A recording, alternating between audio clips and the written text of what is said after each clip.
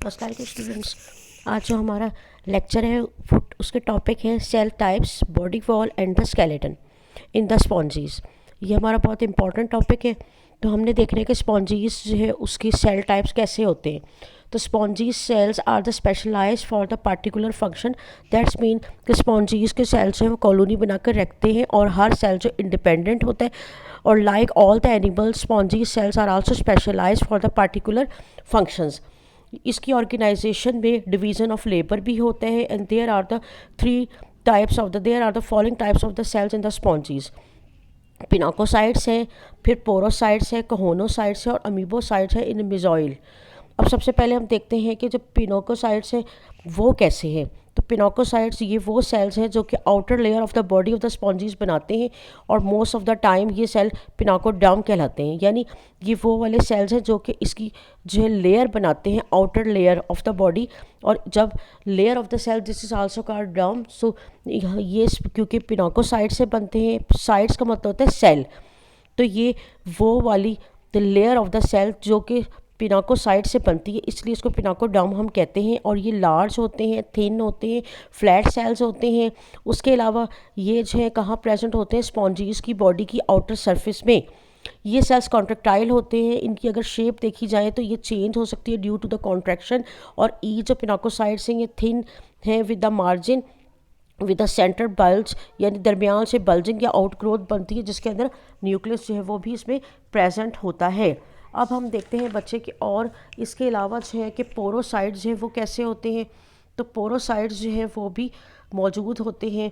ये देखें, ये हमने डिफरेंट टाइप के सेल्स इस डायग्राम में आपको जो है वो नज़र आ रहे हैं। फिर पोरोसाइट्स जो है वो भी in the number of the sponges some pinacocytes are into the tube like contractile porocytes. यानी क्या होता है कि जो सेल्स हैं पिनाकोसाइट्स वो ही ट्यूब लाइक सेल बना देते हैं और इनको हम पोरोसाइट्स कहते हैं और ये ट्यूबलर सेल हैं। इसके अलावा ये सेल जो है वो रेगुलेट करते हैं water circulation. Opening through the porocytes are pathway for the water moving through the body walls. यानी पोरोसाइट्स वो सेल्स हैं जिसकी वजह से पोर बनते हैं बॉडी में और जिससे पानी जो है वो इसकी बॉडी के अंदर जो है वो जाता है। जैसे कि आप डायग्राम में देख रहे हैं कि पोरोसाइट जो है वो बना हुआ है और उसमें जो है वो पानी उससे अंदर जाएगा या पानी उससे बाहर जो है वो आएगा। फिर थर्ड सेल आ गए अमीबोसाइट्स। तो जस्ट बिलो द पिनाकोडर्म या pinacocytes there is a jelly like layer. These are also known as mesohyl. और मिजॉइल जो है वो क्यों कहते हैं कि मिजॉइल, ये protein like in the nature होते हैं और अमीबोसाइट्स यानी एमीबॉइड सेल्स प्रेजेंट होते हैं इनमें। यानी अमीबोसाइट्स वो वाले सेल हैं जो कि मूव कर सकते हैं और ये एक जो है जेली लाइक सब्सटेंस जो कि प्रोटीन का बना होता है उसके अंदर प्रेजेंट होते हैं और इनको हम अमीबोसाइट्स कहते हैं। और उसके अलावा ये सेल्स हैं वो मीजनकाइमा सेल भी कहलाते हैं।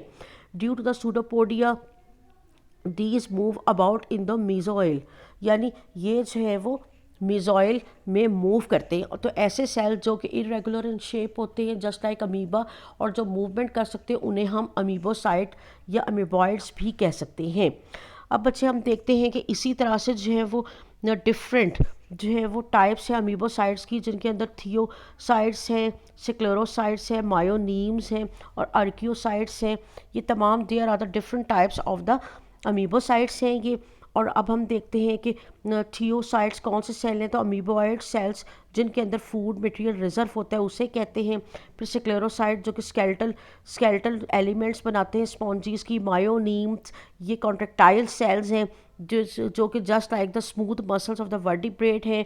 इस तरह आर्क्योसाइट्स हैं, ये वेल डेवलप्ड सेल्स हैं और ये जो है क्या करते हैं, ये टोटियोपोर्टेंट रखते हैं। टोटियोपोर्टेंट का मतलब ऐसे सेल जिनके अंदर पोटेंशियल होता है कि वो कभी भी ट्रांसफॉर्म कर जाएंगे into the any other cell. That's mean कि these cell are very important for the role of the regeneration। यानी अगर बॉडी का कोई भी पार्ट जो है वो ब्रेक हो जाए तो ये क्या करेंगे, उसको बनाने में हेल्प करेंगे।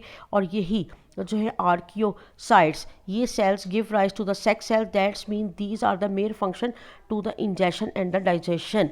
फिर आ जाता है बच्चे कोहोनोसाइट्स। तो कोहोनोसाइट्स जो है वो फनल लाइक सेल्स होते हैं।